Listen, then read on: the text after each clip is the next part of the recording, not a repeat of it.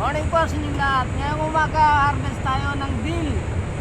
D-I-L-L. Ito dahil marami siya nagkumpulan. Gagawin natin dito, diretso bunot na lang. Bunutin lang natin ganyan. Ayan po, yan ang dill. Ginagamit nila to pang garnish. Sa mga pagkain na yung mga special na pagkain, garnish. Yung mga decorate. Nasa mga gilid-gilid, dinidecorate nila to, garnish. Ayan po. Si dill. Mabango rin to siya. Ayan. Si dill. Tara po. Tignan natin ito pa. Ayan. Tapos. Ayan.